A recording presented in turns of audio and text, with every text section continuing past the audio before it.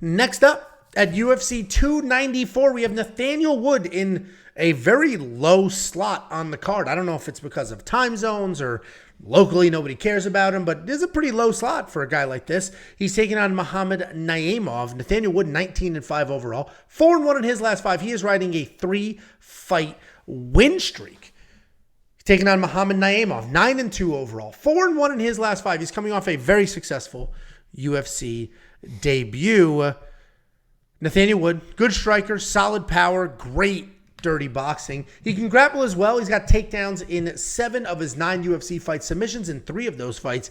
His upper body takedowns are pretty slick. He's got really good control on the ground. He's got nice volume at more than 6 significant strikes per minute and an impressive 76% takedown defense. He's coming off that absolute war with Andre Fili, where both of them had knockdowns. He's taking on Muhammad Naimov. This guy's a pretty well-rounded guy. He wants to strike, but he can wrestle if he needs to. He's fast. He's athletic. Old-school martial arts striking background. He likes to plot forward, throw in combinations. If he's closing the distance, if he's nice and close, he's going to clinch up. He'll strike from inside the clinch. He's going to actively defend takedowns early because he wants to strike, but if he's getting the wrong side of those exchanges, he'll go ahead. He'll shoot some takedowns. He'll try to get it to the ground. His takedown defense is solid. Takedown offense, not so great. He's coming off that short notice upset win over Jamie Malarkey where he was taken down 3 times, wasn't really winning that fight, and then landed that big power. Naimov can definitely be another big spoiler, right? He can show up, lose most of the fight, and then pull out a win, just like he did in the last fight. But the reality is, watching Nathaniel Wood in a war with Andre Fili actually makes me more confident in him in this fight. I mean, he got cracked. He got dropped. Andre Fili is... Say some stupid shit. Yeah, say some stupid shit. Very, very, very good. He's very good. Like, very good. He's not going to accomplish, I think he's a little bit past his prime. He got pushed a little too early, got hit too hard a couple of times. So his chin isn't necessarily there, but he's a very good, talented fighter. He's much better than Naimov. I think Nathaniel Wood wins this fight, and literally that war with Andre Fili is what has me being confident. I don't necessarily love these 3-1 odds because I am worried about Naimov's power, but watching Nathaniel get cracked, pull himself together, and keep coming forward, I do think he gets it done. I have 4 or 5 parlays on this card. He's not in one of them. Not one. Smart man. Smart man. Yeah, I'm actually, I like Nathaniel Wood. I think he's a very good, I think he's the better fighter of the two. I think that he is the better overall fighter than 2, and I think at 145, he's probably going to be the better overall fighter from, you good, huh? I dropped the cap to my water.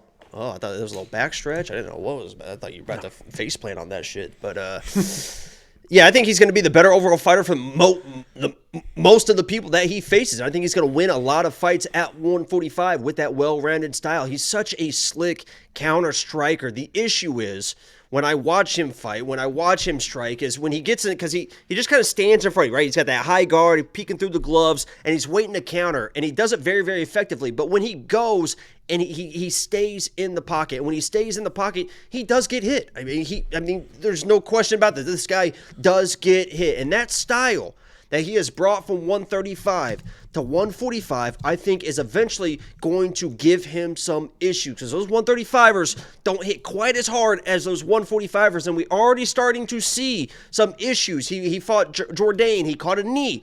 Ate it fine. I agree. Ate it fine. He fights Fili. Gets dropped immediately. Pops back fine. Gets dropped. Not really almost finished, but it was kind of a bad drop a little bit later on, I think, in the second round of that fight. So he's starting to get touched more. And Naimov is a guy that you do not want to have touching your chin. He came in on, 6 days' notice, up in weight at 155 versus a very good Jamie Malarkey. Jamie Malarkey is definitely one of the best fighters probably in UFC history. Great-looking guy. Guy is absolutely beautiful. Sexiest man alive. I think he finished second the last 3 years or something like that in people's vote for sexiest man alive. Great guy, great fighter. Came in, mixed in some takedowns, right?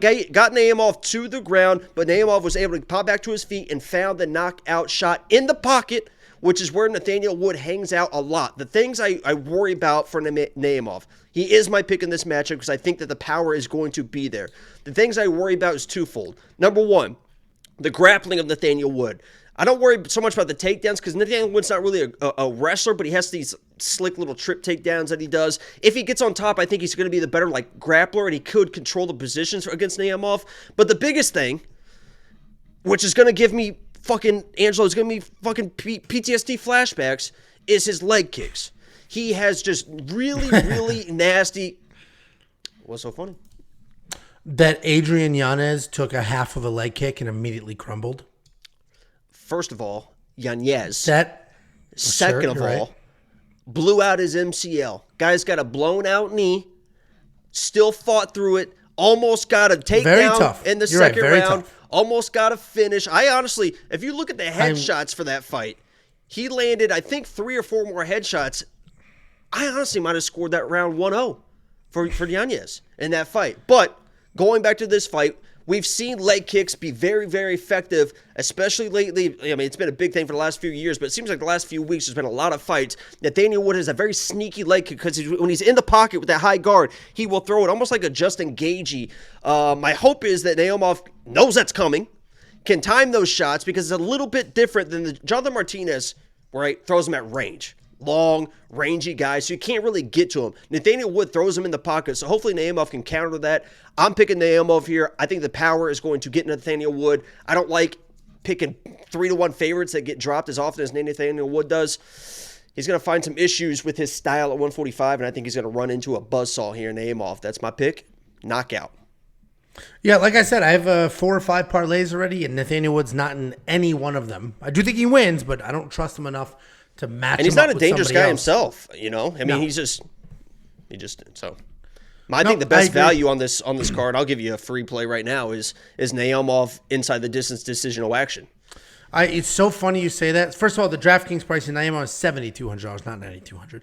I just took that note on my spreadsheet here, inside the distance decision, no action. What's that price point? Do you know? I already played it, and it's plus 130. I think I got it at plus, let me look at what I got at.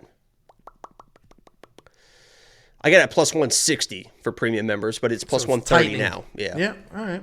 Yeah, I actually took that note for myself to hop on that, so I'll probably place that soon. If you're a premium member, you will get the alert, and you will see if and when I do.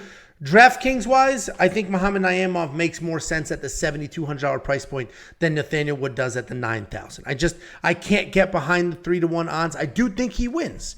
But it may look like the Andre Fili fight. I think he probably scored well in that Andre Fili fight. But it may be similar to that, where it's kind of sloppy. He gets banged around a little bit, but he is tough. He's not going to quit. He's not going to quit on you, and he's just going to rely on his volume to get it done. Because at the end of the day, volume and a takedown is what won that fight for Nathaniel Wood.